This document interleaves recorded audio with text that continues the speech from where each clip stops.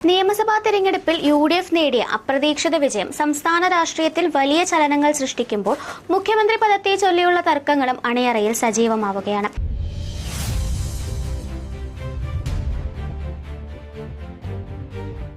AICC general secretary K C. Venugopal മുഖ്യമന്ത്രി സ്ഥാനത്തേക്ക് എത്താനുള്ള നീക്കങ്ങൾ നടത്തുന്നു എന്ന സൂചനകൾ ശക്തമാകുമ്പോൾ എന്തുകൊണ്ട് അദ്ദേഹം ഈ പദവിക്ക് അനുയോജ്യനല്ല എന്ന ചോദ്യമാണ് ഇപ്പോൾ രാഷ്ട്രീയ കേന്ദ്രങ്ങളിൽ നിന്ന് ഉയരുന്നത്. ഒന്നാമതായി, നിലവിൽ ലോക്സഭാ അംഗമായ അദ്ദേഹം സംസ്ഥാന ഭരണത്തിലേക്ക് വരുന്നത് ഹൈക്കമാൻഡ് തന്നെ മുൻപ് മുന്നോട്ട് വെച്ച നിർദ്ദേശങ്ങൾക്ക് വിരുദ്ധമാണ്. മാത്രമല്ല, 22 വർഷത്തോളം കേരളത്തിൽ ഇല്ലാതിരുന്നൊരു വ്യക്തി എങ്ങനെ കേരളത്തെ നയിക്കുമെന്നതും പ്രസക്തമായൊരു ചോദ്യമാണ്.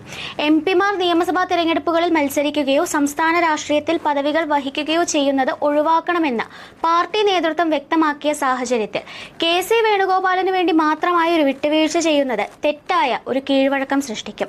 മുൻപ് കെ. സുധാകരൻ മത്സരിക്കാൻ തയ്യാറായപ്പോൾ ഹൈക്കമാൻഡിന്റെ തീരുമാനത്തെ ചൊല്ലി അദ്ദേഹത്തിന്റെ സ്ഥാനാർത്ഥിത്വം അന്ന് നിഷേധിച്ചിരുന്നു. രാഹുൽ ഗാന്ധിയുമായുള്ള അടുത്ത ബന്ധം ഉപയോഗപ്പെടുത്തി പാർട്ടിയിലെ എം.പിമാരെയും എം.എൽ.എമാരെയും സ്വാധീനിക്കാൻ അദ്ദേഹത്തിന് സാധിക്കുന്നുണ്ടെങ്കിലും അത് മുഖ്യമന്ത്രി പദത്തിലേക്കുള്ള ഒരു യോഗ്യതയായി കാണാൻ കഴിയില്ല.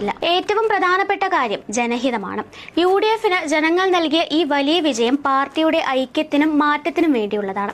എന്നാൽ എം.പി പദവിയിലിരിക്കുന്ന ഒരാൾ മുഖ്യമന്ത്രിയാകാൻ വേണ്ടി ആ സ്ഥാനം രാജിവെക്കുന്നത് അനാവശ്യമായ ഒരു ഉപതെരഞ്ഞെടുപ്പിലേക്ക് നാടിനെ തള്ളിവിടുന്നതിന് തുല്യമാണ്.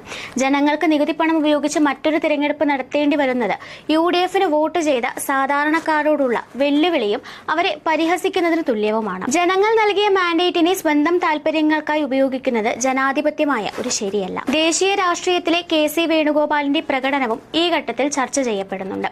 എ.ഐ.സി.സി സംഘടനാ ചുമതലയുള്ള ജനറൽ സെക്രട്ടറി എന്ന നിലയിൽ അദ്ദേഹം പ്രവർത്തിക്കുമ്പോൾ ആസം, പശ്ചിമ ബംഗാൾ, തമിഴ്നാട് തുടങ്ങിയ നിർണായക സംസ്ഥാനങ്ങളിൽ കോൺഗ്രസ് കനത്ത തിരിച്ചടിയാണ് നേരിട്ടത്. ദേശീയ തലത്തിൽ പാർട്ടിയെ ഏകോപിപ്പിക്കുന്നതിൽ പരാജയപ്പെട്ട ഒരാൾ കേരളം പോലൊരു രാഷ്ട്രീയ പ്രബുദ്ധതയുള്ള ഒരു സംസ്ഥാനത്തെ ഭരണസാരഥ്യം ഏറ്റെടുക്കുന്നത് എത്രത്തോളം പ്രായോഗികമാണെന്ന ചോദ്യം പ്രസക്തമാണ്.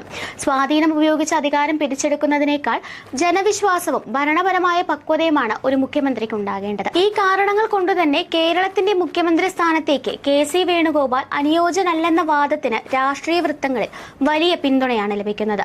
News desk, India mirror.